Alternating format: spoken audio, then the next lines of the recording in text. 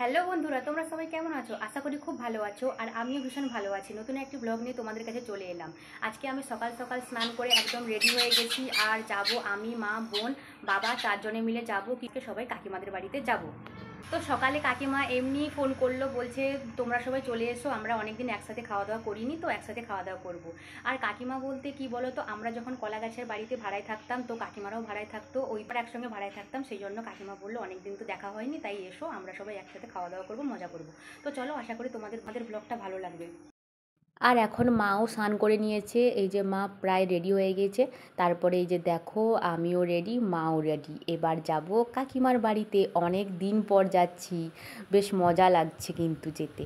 আর দেখো মাকে বেশ শাড়িটা সুন্দর লাগছে, এই শাড়িটা পরে খুব সুন্দর লাগছে। তো এখন রেডি হয়ে গেছি, কাকিমাদের বাড়ি যাব। এই যে মাও রেডি হয়ে গেছে, তো ওখান থেকে বাবা আর বোন চলে আসবে। আর দেখো, সঙ্গে সঙ্গে টোটোও পেয়ে গেলাম। আমার একদম বাড়ির সামনে পোলের সামনেই দাঁড়ালে যে কোনো গাড়ি সঙ্গে সঙ্গে পেয়ে যাব। আর কাকিমার বাড়িতে যেতে মাত্র 10 মিনিট লাগে আমার বাড়ি থেকে কাকিমার বাড়ি। তো দেখো, টোটোয় এখন উঠে পড়েছি। টোটো থেকে নেমে পড়ে মাত্র 1 মিনিট রাস্তায় হাঁটতে হবে, তো হেঁটে আমরা পৌঁছে গেলাম কাকিমাদের বাড়িতে।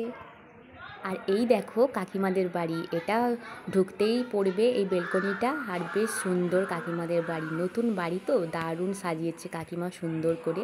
আমাদের নতুন বাড়ি আর কাকিমাদেরও নতুন বাড়ি একসঙ্গে গৃহপ্রবেশ, ওই 1 মাসের হেরফের।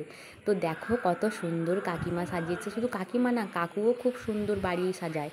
আর কাকিমা কাকু দুজনকেই অনেক হেল্প করে। আর দেখো এই যে কাকিমার শখের রান্নাঘর, আর এই দিকে আছে উনুন।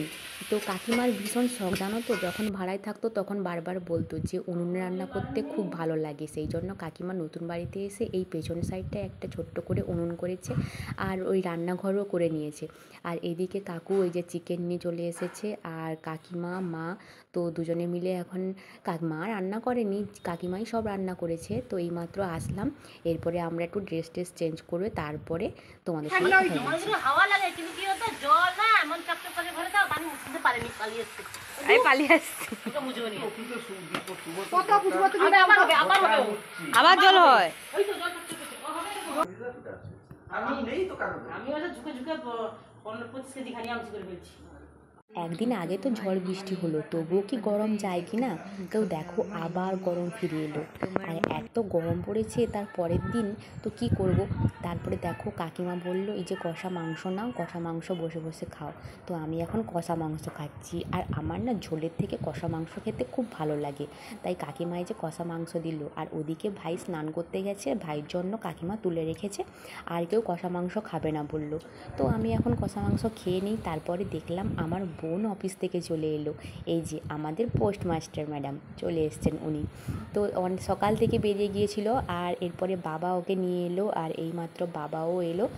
তো ওরা স্নান টান করে রেডি হোক, তারপরে একসাথে খাওয়া দাওয়া করবো।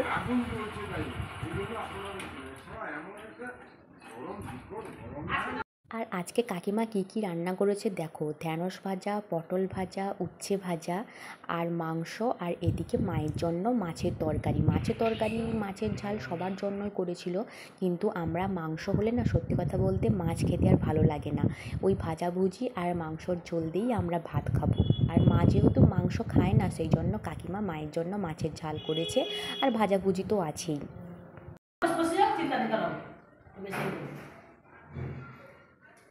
এবার সবাই খেতে বসো।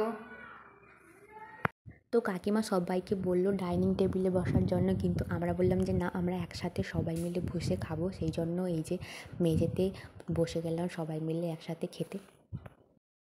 তো আমার তো খাওয়া দাওয়া কমপ্লিট হয়ে গেছে, ওইদিকে বোন আর বাবা খেয়ে দিয়ে বাড়ি চলে গেছে। তো খাওয়া দাওয়া করে এখন সবাই রেস্ট করছে, তার মধ্যে দেখি হঠাৎ করে কারেন্ট চলে গেল। এত গরমে কারেন্ট চলে গেল, কি করব, ওই জন্য সবাই মিলে একটু বাইরে চলে এলাম। আর কাকিমাদের বারান্দার সামনেটা এত হাওয়া দিচ্ছে, মানে রুমে না হাওয়া থাকলেও বারান্দায় বসলেই ঘুম পেয়ে যাবে, এত হাওয়া দিচ্ছে। তো খাওয়ার পর সবাই মিলে একসাথে গল্প করছি আর হাওয়াতে বসে বসে, কারেন্টটা হঠাৎ করে কি জানি চলে গেল।